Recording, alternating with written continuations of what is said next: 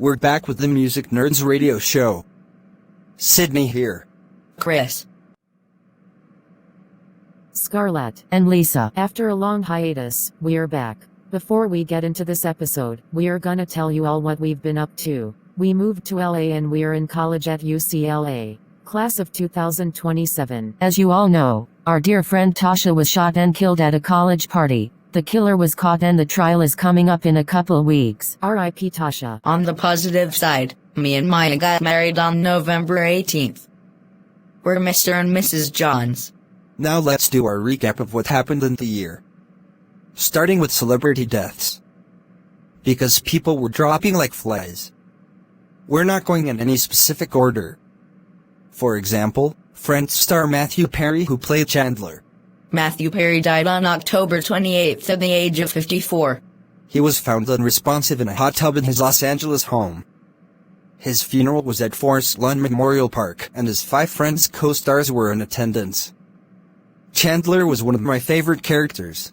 Then there's Harry Belafonte. He died on April 25th at age 96. He's a Pisces like me. He was a famous singer, actor and civil rights activist who made calypso music popular in the 1950s and 60s. He died of heart failure. And there's Lisa Marie Presley, the daughter of Elvis Presley. She died on January 12th at age 54 of cardiac arrest. I was so shocked when she died. She was interred in the Graceland Meditation Garden near her dad and son. She died on my dad's birthday. And let's not forget the Queen of Rock, Tina Turner. She was 83 when she died on May 24th at her home in Küsnacht, Zurich, Switzerland. I loved her and I still do to this day. Especially her song What's Love Got to Do With It. She's a Sagittarius just like me. And I recently watched her biopic. And she didn't deserve the abuse Ike put her through. What a jackass he is. She was cremated after her private funeral. Celebrities that mourned her death were Beyoncé, Janelle Monáe, Diana Ross, Mariah Carey, Lionel Richie, Elton John, Madonna, Dolly Parton, Cher, Lizzo, Mick Jagger etc. Patti LaBelle paid tribute to her at the 2023 BET Awards. There's also Jerry Springer, who died on April 27th of pancreatic cancer. I wasn't really a fan of him. Yeah, and last and definitely least, Carolyn Bryant Donham. You know, the old bitch who lied about Emmett Till and got him murdered. She died at 88 on the same day as Harry Belafonte. She died of cancer in Louisiana. Her death is a permanent reminder that justice can never be served in the Emmett Till case. Yeah, because the Mississippi justice system used every excuse they could pull out of their ass why they couldn't charge her. For example, she was too old. So she got away with this for 68 years. I didn't know there was an age restriction for charging someone for a crime. There's not. They were just trying to get out of doing anything to her. Why didn't they get her when she was younger? Because she was a mother of young children and they didn't want to bother her. Oh, whatever. They found a warrant with her name on it from 1955. There is no statute of limitations for murder and warrants don't expire. So as long as she was still alive, it wasn't too late to charge her with anything. Emmett's killers were arrested and later acquitted. Because they were protected by double jeopardy, they confessed to the murder to Look magazine. First, let me go over what led up to Emmett's killing and how he died for the sake of the uninformed. So on August 24, 1955, he was accused of whistling at Carolyn in her store in Money, Mississippi. 4 days later on August 28, Carolyn's husband Roy Bryant and his half-brother J.W. Milam showed up to Emmett's uncle's house and kidnapped Emmett. He was kidnapped in the middle of the night, taken to a barn on a plantation and beat him to death till sunrise to the point where his eyes were dislodged. He was also missing an ear, his tongue and most of his teeth. Then they had the nerve to shoot him in the head and dump his body in the Tallahatchie River. Oh my goodness, how awful. And during the trial, do you know what Carolyn did?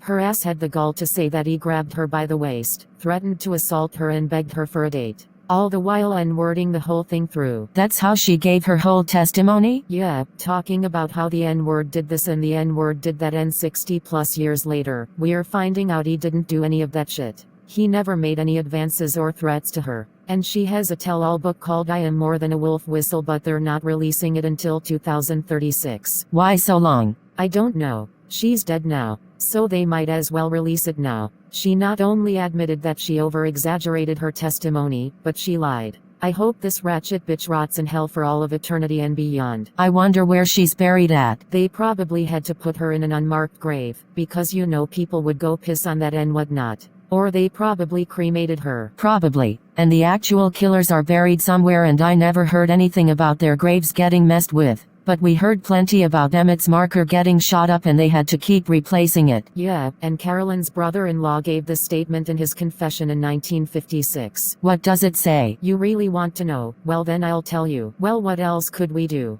He was hopeless. I'm no bully, I never heard a nigger in my life. I like niggers in their place. I know how to work 'em. But I just decided it was time a few people got put on notice. As long as I live and can do anything about it, niggers are gonna stay in their place. Those are the words coming from the killer confessing to the murder of Emmett Till. Well, I hope they're burning in hell for what they did to that boy. And Emmett's mother Mamie Till died in 2003. She spent her whole life trying to get justice for her son and had to go to the grave without getting it. And I give her props for allowing the whole world to see what those racist punks did to her son. Because that kicked off the civil rights movement. So that means if she didn't choose to have an open casket and let the world see this, then there might not have been a civil rights movement. Now that we got all that out the way, let's talk about the Oscars, Grammys, Golden Globe, and AACP and BET Awards. The 95th Academy Awards was held on March 12, 2023 at the Dolby Theater in Hollywood. It was held the day after my daughter was born. The main winners are Daniel Kwan and Daniel Scheinert for Best Director. The 96th Awards will be on March 10th. Then we got the 65th Grammy Awards on February 5th, 2023. Winners for Record of the Year are Beyoncé for Break My Soul, Lizzo for About Damn Time, Adele for Easy on Me, Harry Styles for As It Was. I could go on. The 66th Awards will be on February 4th. The 80th Golden Globe Awards was held on January 10, 2023.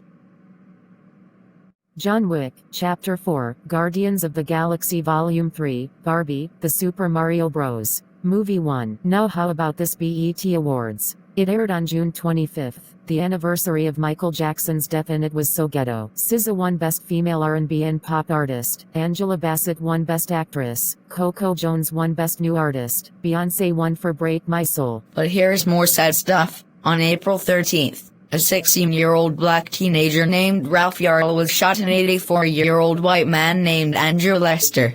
He ended up at the wrong address to pick up his brothers and ended up getting shot through a door by an old white man. Thankfully he survived. But come on, why is your first reaction to someone ringing your doorbell? Because he was black?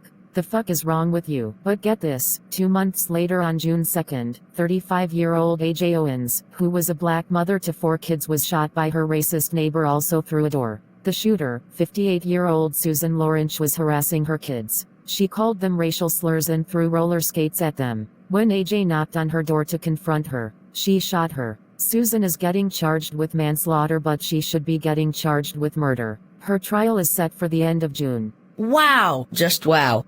But get this, back in September, after the 27th anniversary of Tupac's murder, his killer was finally caught and arrested. Finally.